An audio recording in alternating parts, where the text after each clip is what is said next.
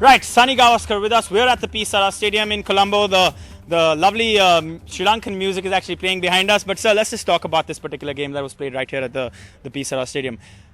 India in a winning position at the end of day 3, just like in the gold test. Can we say now that they're going to win this test?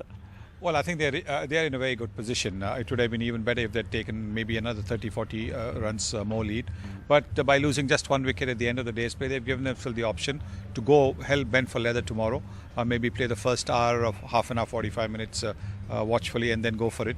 Because I think they need to declare by tea or maybe just a little bit after tea. They need to give themselves at least 3.5 to 4 sessions. They need to give themselves about 100 because they got them out in 108 overs or so. They need to give themselves around the same number of overs to try and bowl them out on the last day.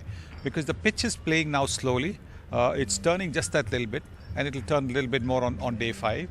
But because it's slowed down a little bit, it won't be easy to get the other 10 Sri Lankan wickets unless you are able to put so much pressure on them that you're crowding them with close fielders. And that's not something that they've been doing off late anyway. So they were lost. The first session was all about Sri Lanka. They scored 80 plus runs without any loss of wicket.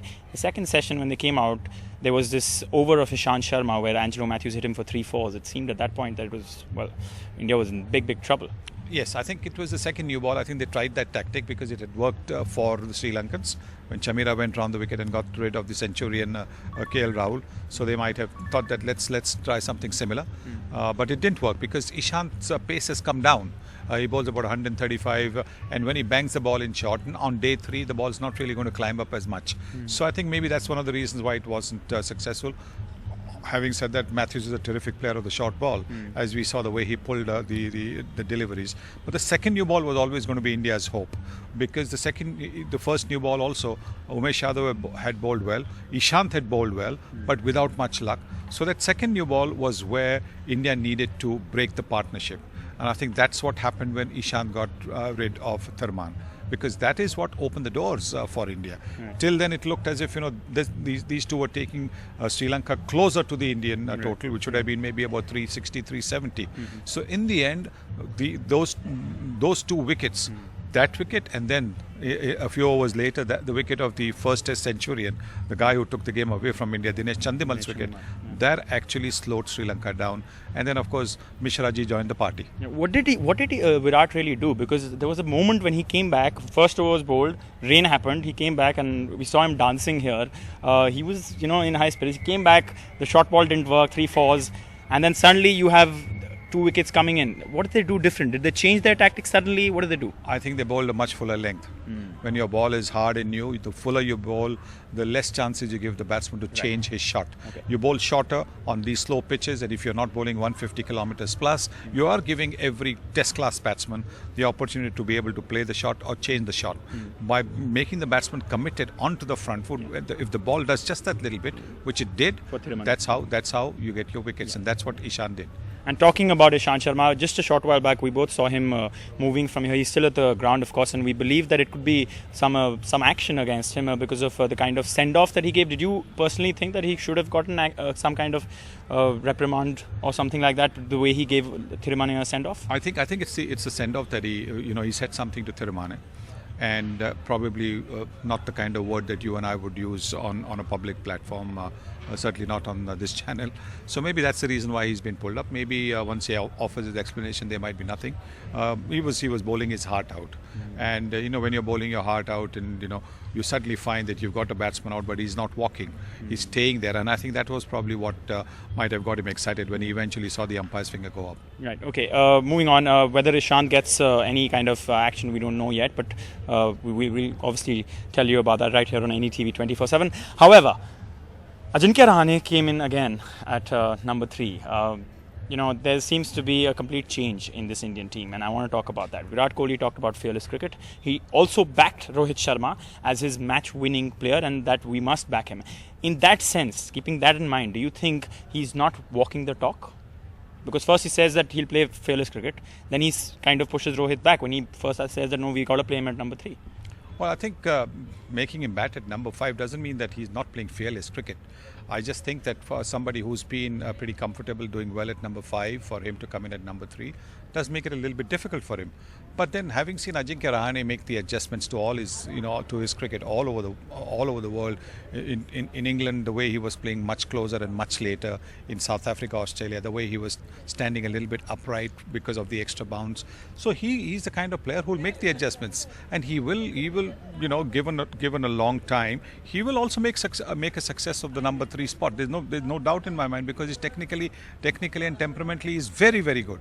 But the point is, there are, like for example, Virat feels in a comfort zone at number 4.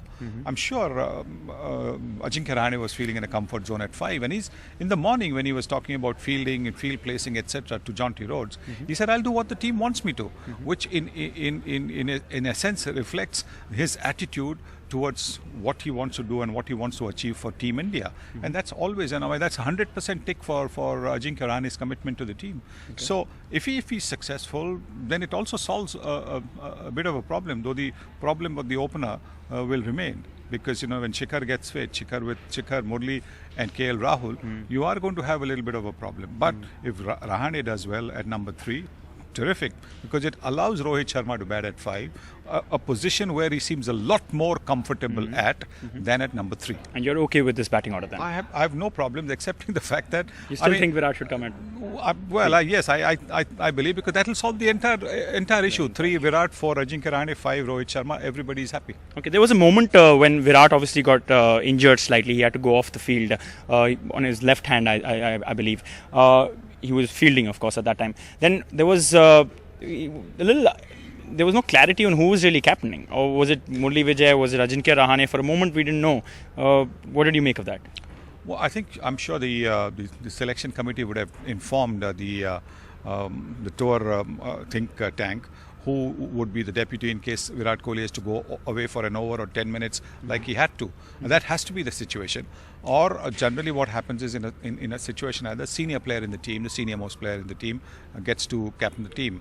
And I think maybe Murli Vijay, because he made his debut in 2008, all the others have made their debuts after that. So in a sense, you're saying Murli Vijay vice captain, not Ajinkya Rahane, or you're okay with both, I'm sure. But I don't know. for you, who would it be? There's been no announcement made. There's been no announcement made. So I don't know who the official vice captain is. But maybe when you go on a tour, you should make an announcement as to who the vice captain is, because there are more chances that on a tour you would probably need the vice captain a little bit more than, say, in a domestic series. All right, tell me, India firmly in a very good position.